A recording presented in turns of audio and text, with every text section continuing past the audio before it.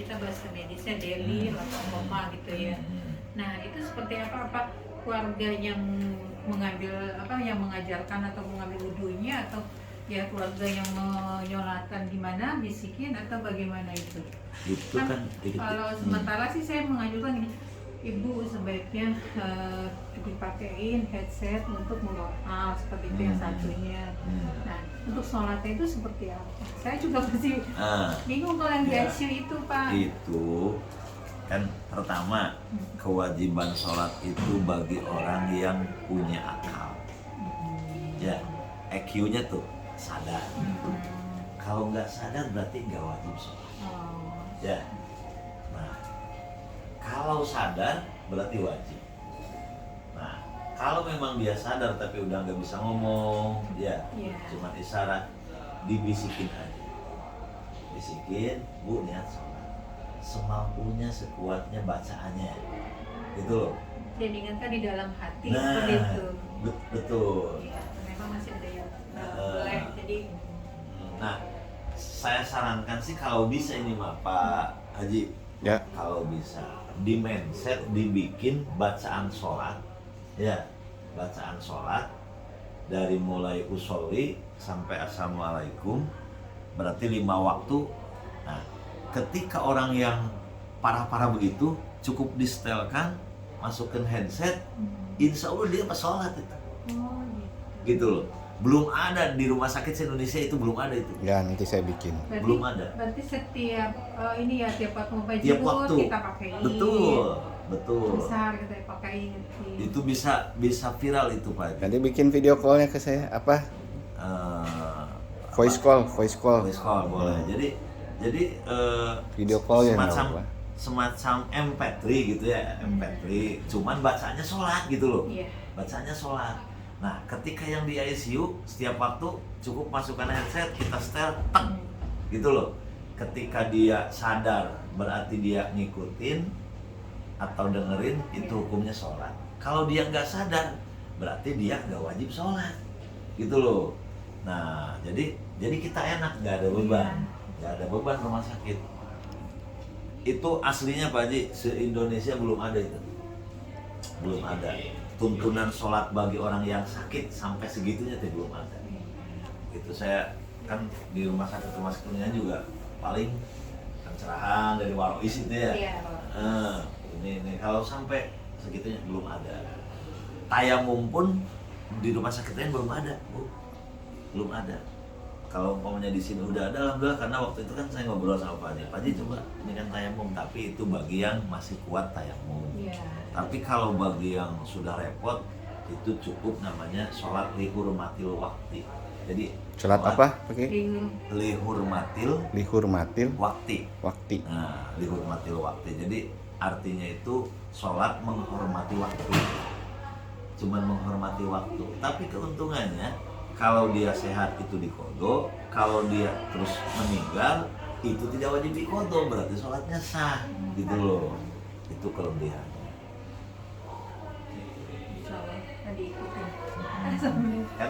Kan itu murotal ya. Nah berarti kita semacam bikin MP3 gitu ya, rekaman bacaan sholat dari usolli sampai assalamualaikum, dan 5 waktu berarti 5 judul. Seperti yang di depan aja masuk. Bikin langsung 5 gitu ya? Iya, bikin langsung 5. Pokoknya waktu subuh berarti kita setelnya subuh gitu. Seperti yang masuk ke sini tiap Haji itu di portal kan, Assalamualaikum gitu kan. Nah, dibikin kayak gitu. Jadi ada rumah sakit yang pakai Assalamualaikum mungkin? Baru ini. Di Rumah Sakit Islam Jakarta juga nggak Assalamualaikum.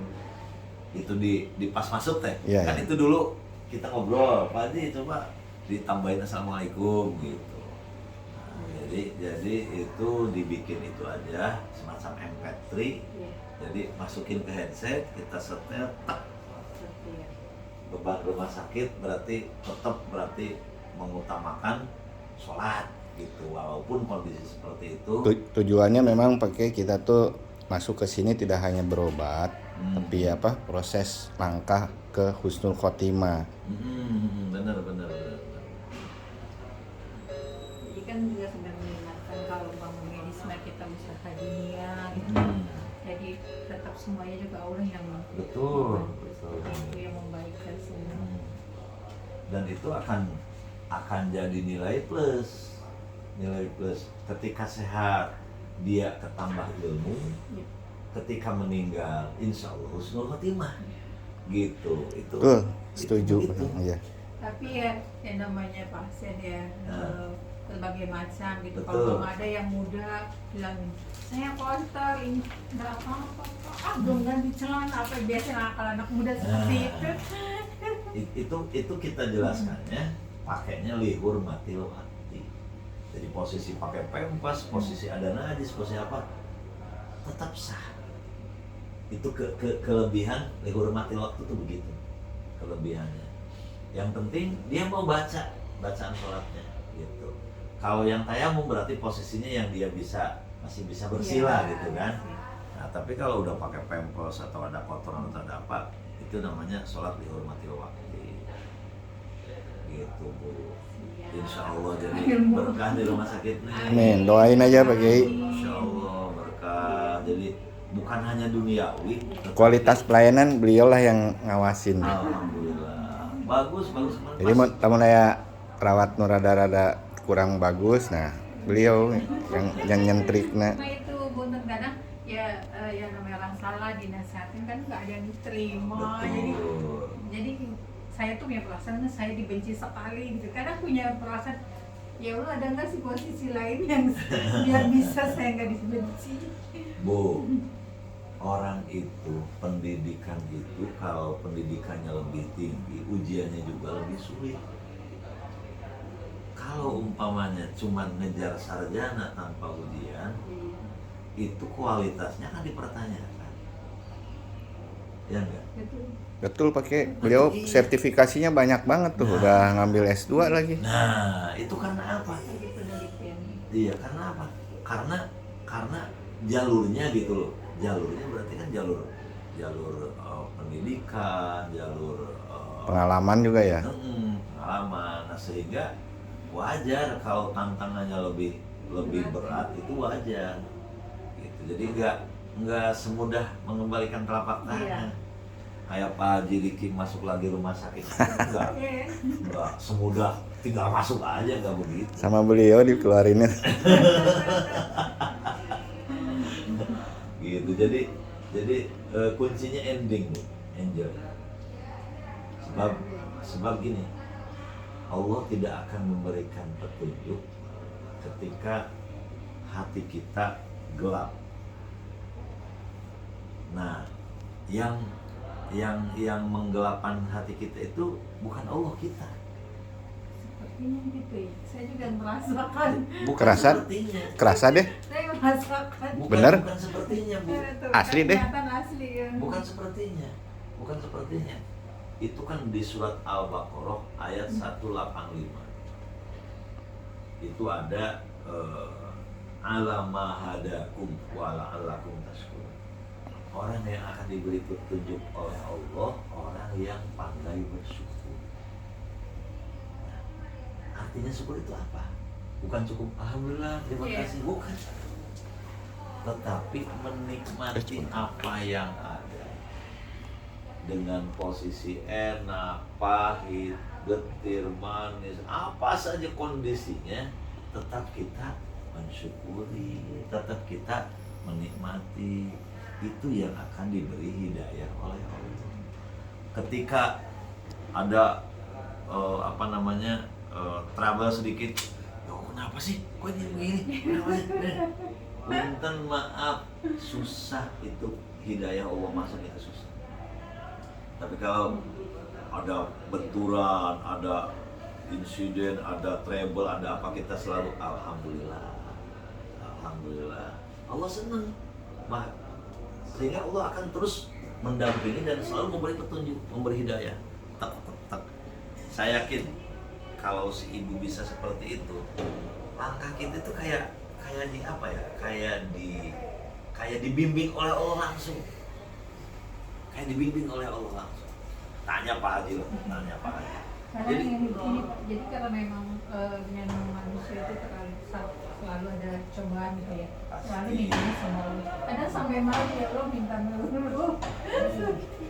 Bu, Allah itu beda dengan makhluk. Di sifat Allah itu ada mukhalafatu bil hawadisi. Bedanya di mana? Di antara kalau manusia bosan dipinta, kalau Allah suka dipinta. Bahkan kata Allah, kalau orang nggak minta kepadaku, orang itu sombong. Makanya ibu jangan pikir, aduh Allah bosan kali ya saya minta terus. Enggak. Sampai malu ya Allah malu minta terus Enggak. kemana gitu kan. Allah lebih suka gitu loh. Jadi bedanya Allah dengan makhluk, kalau makhluk berarti bosan kalau sering dipinta, kalau Allah justru sebaliknya senang kalau selalu dipinta. Paham gak Bu? Siap. Jadi enak aja lah, enjoy menghadapi. Ini mana yang pasien, mana yang suster ya? Susternya diajarin. Sambil curhat. Kan namanya mencari ilmu Pak, Betul. nambah ilmu. Iya, saya juga kan kalau tanpa Pak Haji nggak bisa ketemu si ibu, ya si ibu juga tanpa Pak Haji nggak bisa ketemu saya. Itu jadi alhamdulillah tanpa silaturahmi. Yang paling penting titipan saya itu pandai bersyukur. Di segi apapun keadaan kita selalu bersyukur. Kenapa? Ketika kita bersyukur nanti Allah akan membimbing kita. Sabira Bu, rasainlah sama ibu lah. Terus bersyukur, terus Allah membimbing. Kadang-kadang kalau dibimbing sama orang, maka kadang-kadang orang yang membimbingnya atau kitanya gitu kan yang jenuh, Iya. yang bete, yang apa gitu ya. Iya. Tapi kalau dibimbing sama Allah nggak ada Bu. Nggak ada jenuh, nggak ada bete, nggak ada apa gitu. Nah itu kalau si ibu mau lebih diperdalam lagi, coba di surat Al-Baqarah ayat 185 coba dibuka di situ. Gitu. Kalau mau lebih.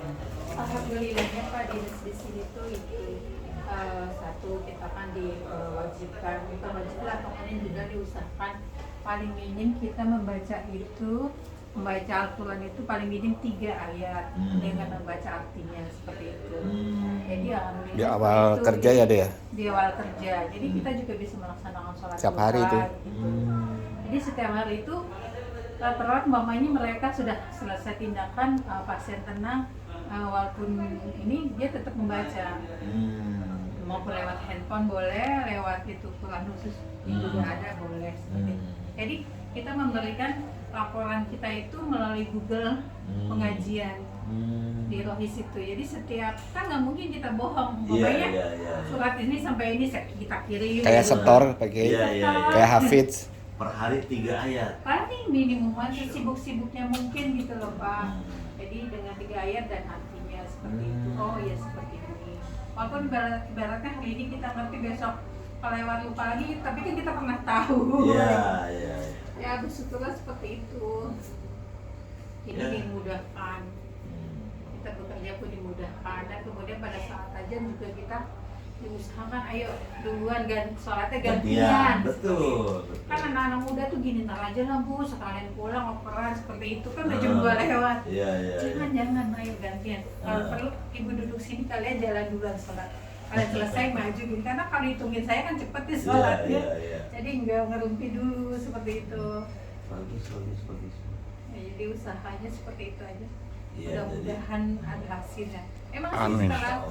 setelah kita studi banding ke Rumah Sakit Islam Semarang itu banyak pembelajaran yang kita dapat. Ya walaupun mereka juga bilang ya hasilnya tuh nanti 5 tahun kemudian, maka kita juga berusaha. Betul. Nggak apa-apa deh dari sekarang masih kesandung-sandung atau masih bolong-bolong. Ya insya Allah dijalanin terus. Jadi dari mulai hari ini ibu jangan merasa ada orang yang membenci. Ya. Kasih semangat Pak Kiai. Iya, jangan merasa ada orang yang membenci. Justru kita menyelamatkan ya Pak Kiai ya. Iya. Kenapa? Ketika kita ada perasaan orang, merasa ada orang yang membenci kita, otomatis kita merasa sakit hati. karena merasa ada yang membenci. Ya. Tapi kalau kita selalu bersyukur, dan bersyukur, itu ada hikmah di balik itu, Bu. Orang yang membenci kita, kebaikan dia akan pindah ke kita. Gitu. Kebaikan dia akan pindah ke kita. Berarti kita berterima kasih kepada orang yang membenci kita. Siap. Contoh, saya punya amal hanya 50, gitu. Punya amal hanya 50, sementara masuk surga itu harusnya 100, gitu loh. Pas begitu mau masuk surga, ini ibu cuma 50. Coba cari, barangkali ada kebaikan yang lain, coba dicari kebaikan yang nggak ada. Udah cuma segitu-gitunya.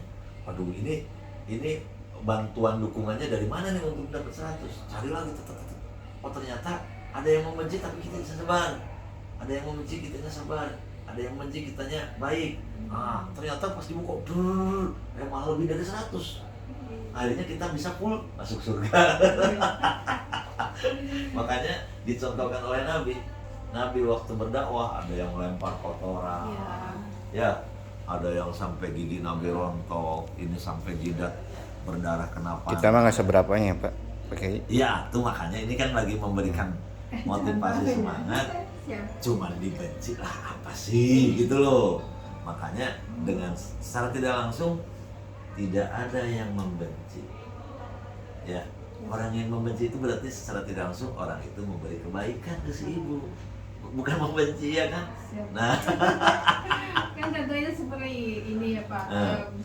Kita yang namanya perawat itu jam kerja tuh memang khusus, tidak ada umpamanya kita nggak bisa meninggalkan pasien. Kenapa? Karena ini makhluk hidup, kecuali umpamanya kayak administrasi itu kan benda mati. Jadi saya mengingatkan pada saat dinas itu tidak boleh izin keluar untuk urusan umpamanya ABC seperti itu. Karena tenaga yang di sini pas-pasan, jadi kita mengingatkan. Akhirnya besok-besok gini, tuh teman lu datang gitu, jadi saya merasa jadi saya maksud, oh ternyata dia diingatkan sama saya, nggak terima kasih, malah nggak suka. Jadi saya kadang ya Allah suka nggak enak. Gini Bu, Nabi berdakwah, pokoknya ada 100 orang nih, Nabi berdakwah, mengajak. Pada itu Nabi ya, bukan kita, bukan perawat, bukan dokter, Nabi. Berarti best of the best lah gitu ya. Dari 100 itu, tidak semuanya ikut Nabi. Paling hanya beberapa orang. Dari ratusan kaum Quraisy, cuma 4 orang yang ikut. Tapi Nabi jalan aja terus, santai aja. Ini maksudnya memberikan apa ya, contoh gitu ya si ibu. Jadi kita itu hanya menjalankan tugas, menyampaikan aturan. Dia mau ngikutin mau enggak itu terserah dia, yang penting kita sudah menyampaikan. Si ibu jangan, orang ini enggak nurut saya, orang jangan. Karena berarti Allah belum memberi hidayah kepada dia. Siap. Jadi nantinya si ibunya enak aja gitu, enak aja. Kadang gini, kita kan menjalankan kerja ini sesuai dengan peraturan SPO seperti itu. Jadi SPO-nya seperti ini loh gitu. Saya sudah mengingatkan berkali-kali, minta tolong. Tapi keadaannya ya kok begini lagi seperti itu. Kadang gini, apakah saya harus diamkan seperti Bapak, biarin aja? Kayaknya nggak mungkin deh kalau saya biarin, kan jadi nggak bagus. Kan ada ini Bu, kalau rumah sakit berarti kan punya aturan ya, punya ADART-nya lah katakanlah. SOP tadi Pak Kiai namanya. Iya tuh, ya maksudnya 1, 2, 3 kali kita kasih warning, kasih tahu nggak ini, ya udah kita laporkan. Ya bagaimana, mungkin ada tindakan ya, ada ini gitu. Jadi bukan berarti kita mendiamkan secara diam. Ini kan berarti kita dalam aturan rumah sakit ya. Aturan rumah sakit. Jadi ada aturan rumah sakit, ada aturan Allah. Aturan Allah itu untuk pribadi. Aturan rumah sakit berarti untuk pekerjaan. Kan begitu. Jadi harus bisa memilih dan memilah, menempatkan. Kalau umpamanya 1, 2, 3 kali nggak bisa diingatkan, ya udah. Berarti kita melangkah ke tindakan sesuai dengan aturan. Jadi enak aja Bu, Ya. enak aja. Lega jadinya. Atau iya harus. Bismillahirrahmanirrahim. Karena kita berangkat juga pakai ibadah ya. Iya. Dari rumah tuh sama Bu Dedehnya di supaya berdoa atau akadnya itu adalah ibadah baik Pak Kiai. Iya. Ya jadi kan kalau dulu tuh kalau pasien bagian bel amal berapa sih gitu kan. Kenapa sih gitu. Oh sekarang kan kayak niatnya kita menjenguk orang sakit seperti itu. Jadi insya Allah lah Masuk nilai ibadah ya. kita tambah gitu loh. Insya Allah. Itu tadi Bu, kalau sengaja kita amal kebaikan kita, ya ibadah kepada Allah. Pokoknya kita mau ngambil dari sholat, emang sebagus apa sih sholat lu? Gitu kan? Ambil dari puasa, emang serajin apa sih puasa lu? Gitu kan? Iya. Tapi ketika kita berbuat baik, hati kita selalu bersyukur, Allah kalau dengan rahmatnya tidak hitung-hitungan, nggak menghitung dari sholat, nggak menghitung dari puasa, nggak menghitung dari zakat. Dengan rahmat, dengan kasih sayang Allah nggak uji-ujian. Kalau dilihat nilai, si ibu cuma 50, nggak bisa masuk surga dengan nilai 50. Tapi dengan rahmat Allah, karena kita selalu bersabar, selalu berbuat baik, maka ada nilai plus. Sehingga tiba-tiba oh terbantu dari ini, akhirnya bisa masuk surga. Gitu Bu. Ada yang saya dapat dari studi banding itu kan sesama kepala pengawas saya menanya apa yang dimiliki untuk perawat syariah itu. Dia bilang ini, jangan marah, kuasain amarah, seperti itu. Ya, saya benar-benar belajar sekali, teman-teman juga diingatkan itu. Jadi dengan kita menahan amarah seperti itu, insya Allah masa-masa yang ada bisa teratasi. Cuma yang nama manusiawi ya Pak, yang namanya anak muda itu kadang terpancing dengan keluarga pasien gitu, yang sampai ngotot seperti apa, akhirnya dia juga ikut marah. Itu ya. Berarti Manusia. Pak Haji itu kalau bisa ini mah kalau bisa, pamannya sip-sipan gini nih, Iya. sebelum kerja teh ada semacam apa ya, semacam Rapat meeting. meeting, tapi isinya nasihat gitu loh. Iya. Nih. Ada khusus untuk yang memberikan nasihat atau Kucing. konsultasi gitu. Istilah kalau dalam SDM mah kucing. Nah, yang mengarah ke situ gitu kan, yang mengarah ke situ. Jadi namanya apa sih? Itu saya pernah ditempatkan di swalayan Bu. Di Kuningan ada namanya swalayan Pajar Pak Haji. Setiap masuk, setiap sip-sipan itu mau kerja ada semacam itu, satu hadis diterangkan. Ini sip-sipan tuh ada namanya tukeran ya, Peran dinas. peran dinas. Dan di situ bisa disisipin di situ. Iya, jadi berkumpul dulu umpamanya di ruangan rawat gitu ya. Nah, kasih nasihat dulu. Hari ini kita ngasih nasihat ini. Terus Termasuk informasiin nih pasien ini begini. Iya, jadi Ini rada rewel gitu, disampaikan juga. Iya, jadi nanti kita kasih solusi seperti si ibu ya tadi gini nih. Nah, solusinya begini ya, kan plong. Nah, itu teh bisa disampaikan ke teman-teman atau ke perawat-perawat yang lain di berbagai masing-masing ini ya tuh sektornya tuh, umpamanya bagian pergantian dinas sebelum kerja, nah ada planning dulu gitulah. Insya Gitu. Allah. Kadang ya saya juga teman-teman, saya juga nggak bisa iya namanya manusia. Jadi kita sistemnya gini aja, kalau teman-teman udah panik emosi, kita tepuk istighfar.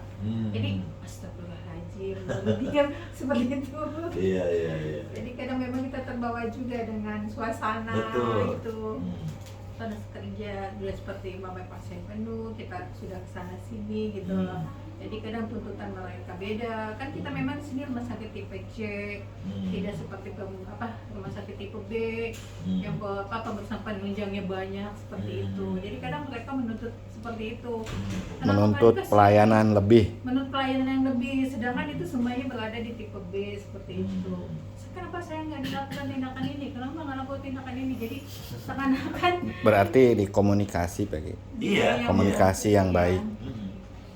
Saya yakin lah ketika kita bisa menyampaikan yang masuk ke hati dia, dari hati ke hati dan dia bisa menerima dan membuka hati, yakin insya Allah mereka akan akan semangat, akan luluh dan tidak terlalu, ya siapa sih yang tidak terlalu finansial gitu ya, akan tetapi mereka akan lebih menyadari ketika kita bisa mengarahkan, memberikan arahan kepada mereka, insya Allah. Alhamdulillahirabbil alamin. Nun pituahna Pak Kiai. Ya, sami-sami.